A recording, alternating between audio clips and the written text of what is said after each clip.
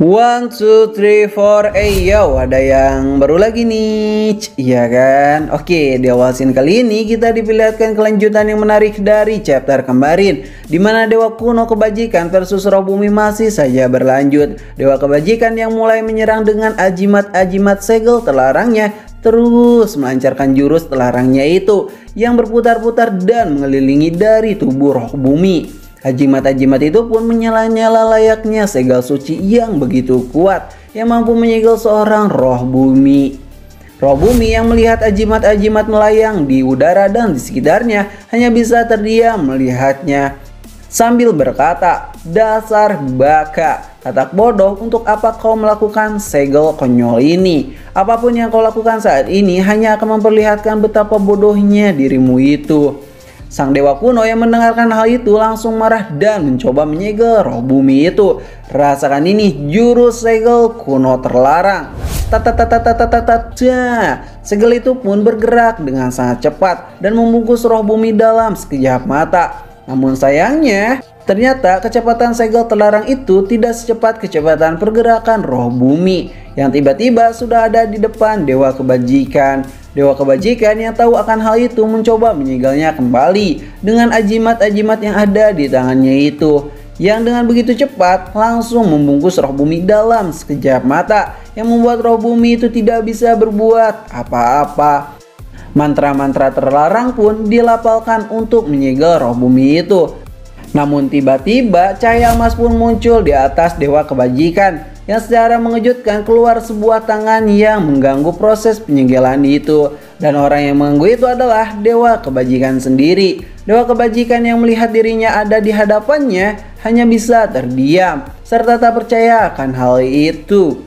Bayangan Dewa Kebajikan itu pun berlari dan berputar-putar ke arah Dewa Rulai dan Dewa Guan Yin yang sedang mengamati perjalanannya pertarungan ini. Lalu para kedua dewa terkuat surga yang melihat itu pun hanya bisa melongo saja dan tak percaya akan hal itu. Di saat mereka bertiga melihat ke arah yang sama, Dewa Kebajikan pun baru ngeh jika penyegelan roh bumi itu belum selesai, yang membuat roh bumi bisa keluar dari segel terlarang itu. Ia berkata, "Apa yang kau lakukan sungguh tak berguna. Baru saja aku tirukan kembaranmu, kau tak percaya dan bengong begitu saja. Sungguh kekuatan yang jauh levelnya."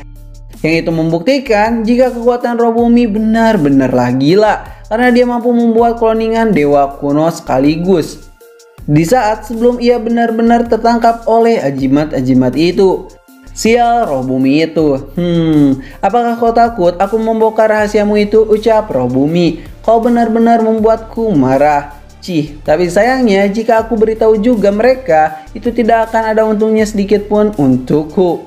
Lalu Dewa Kebajikan yang mempunyai suatu rencana langsung mengajak Dewa Guan Yin dan Dewa Rulai untuk duduk sebentar dan meminta negosiasi kepada roh bumi tentang alam semesta ini agar tidak ada lagi baku hantam. Dewa Guan Yin yang mengerti akan rencana Dewa Kebajikan langsung setuju akan hal itu. Lalu bagaimana denganmu, Dewa Rulai? Dewa Rulai berkata, "Aku ikut saja denganmu." "Tidak bisa, kau harus punya pendirian sendiri dan kemauan diri sendiri." "Baiklah, karena cerita yang kau ceritakan kepadaku sebelumnya merasa ada yang janggal tentang roh bumi, aku akan ikut bernegosiasi." Ada yang aneh. Kenapa Dewa Kebajikan bisa ada di sini? Ucap Dewa Rulai di dalam hatinya yang curiga akan sesuatu. "Hei Dewa Rulai, jangan berkata omong kosong," ucap Dewa Guan Yin yang mendengarkan perkataan Dewa Rulai itu.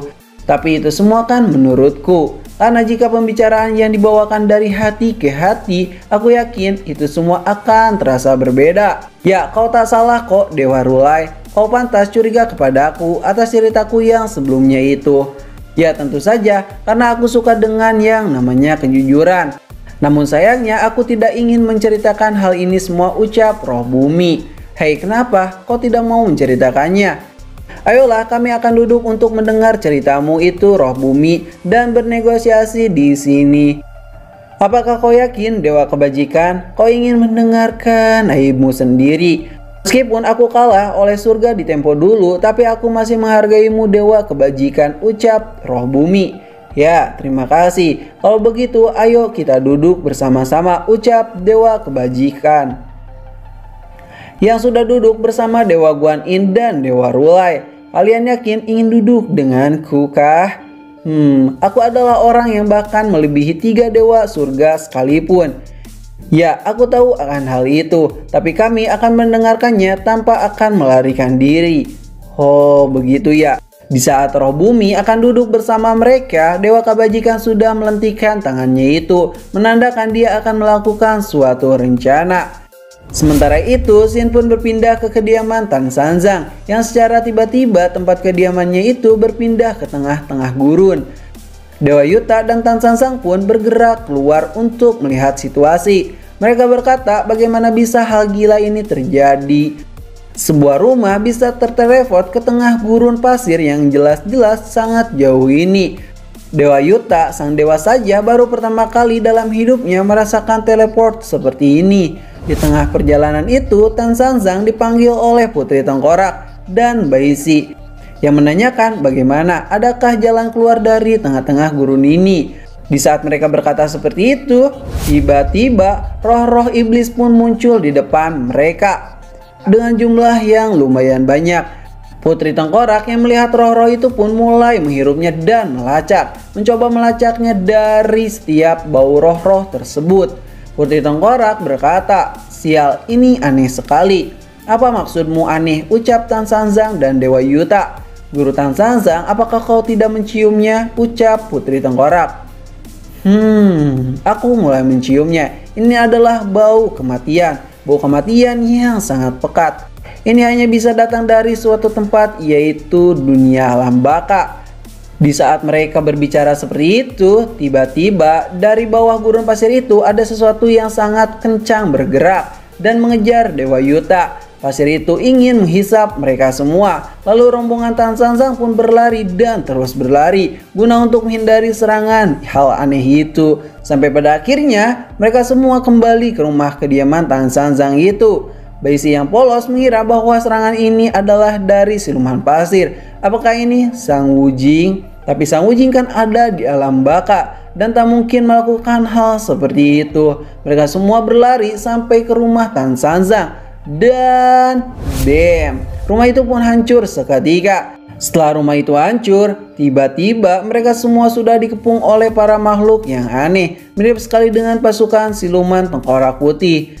Namun Putri Tengkorak yang melihat mereka semua tidak mengenal mereka satupun.